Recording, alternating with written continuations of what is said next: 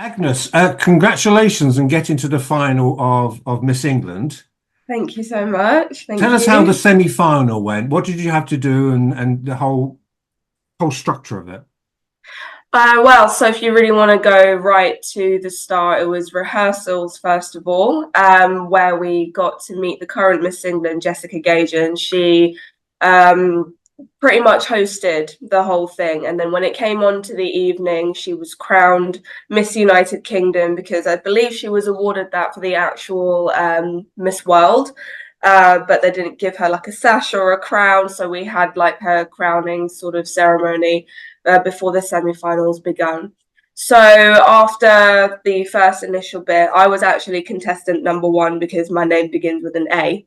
So I was the first to go up there, first to talk to everybody, first to walk, and first to come up the stage, all of that. So the evening started by me introducing myself, kind of walking up to in front of the judges panel where they would all be taking notes.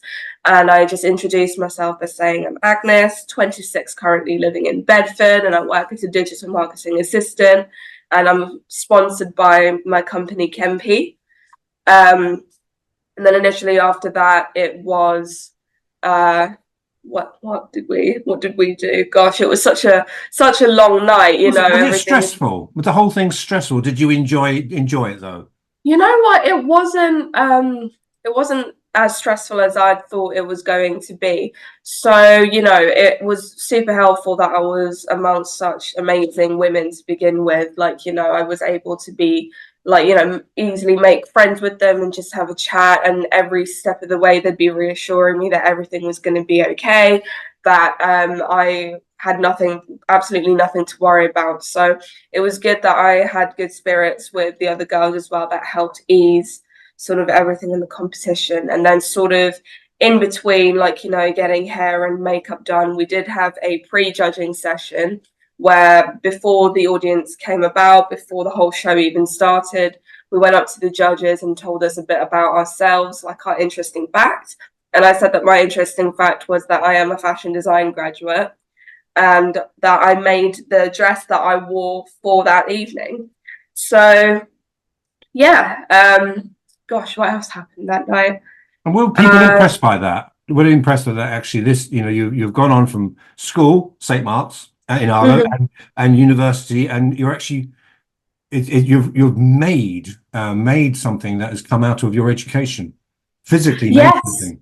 yes, I have. And one of the judges actually, called Scott Henshaw, he's actually a fashion designer himself.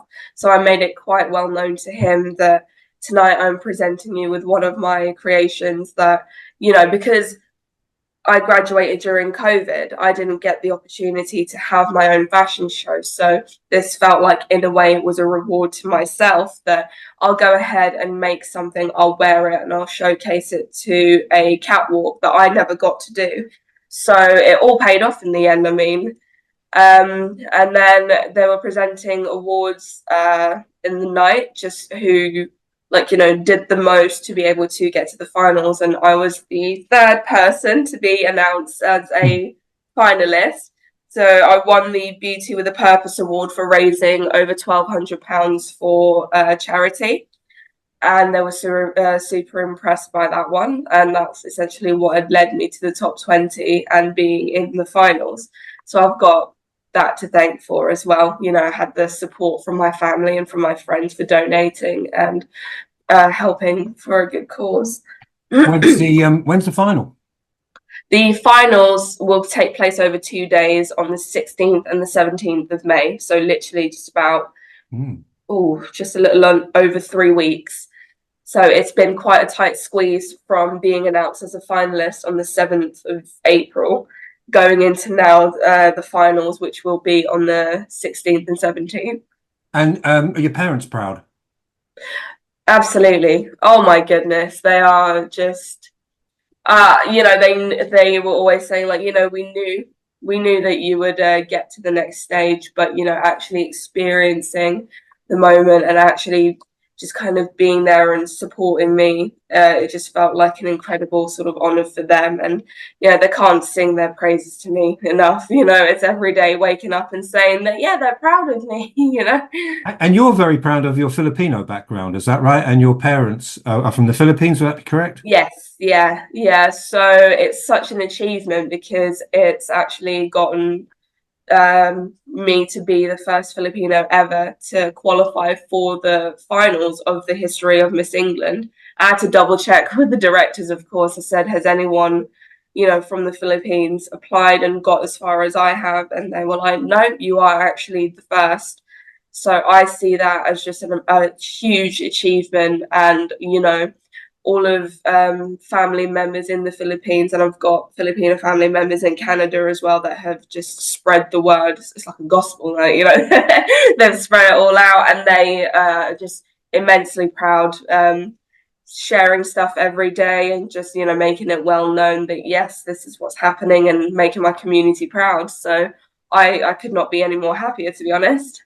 And so the what you're involved with, whatever word we want to use, it's culturally, it's a light years away from what some of us of a certain age remember from the 70s and 80s, isn't it? It's much more involved, much more sophisticated, and much more in tune with the 21st century. Yes, yeah. So I know beauty pageants before were essentially just looking for the most beautiful, tall person, like, tall woman. I think it's kind of shifted as the years have gone, because now essentially, and I've seen it in the girls that have applied and have gone with me to the finals, that, these are hard-working women and they are educated women as well. And they want to inspire young women all around that, like, just being yourself and being true to who you are. It doesn't matter what you look like, it counts as just what's inside you. So inner beauty, I think, has carried quite a lot of us as well. Beautiful on the outside as well, but their inner beauty, how confidently they carry themselves and how they want to teach others to be just like that is pretty amazing. So you're in it to win it, though, aren't you? You've got May, Blackpool, but you're in it. Yeah, yeah. So this the finals are taking place in Wolverhampton this Wolverhampton, time. sorry.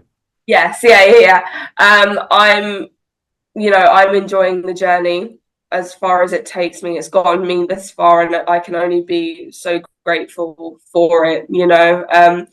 End goal, if I was to win, I mean, obviously that would be a huge sort of success for me. But I'm not kind of looking too into the future about these things. I am just enjoying the journey as it goes, because I've been doing that since I got into this, and it's gotten me this far. So, there's not like an end goal sort of here. I'm just enjoying my time with it, taking it one day at a time and see where it's taking me.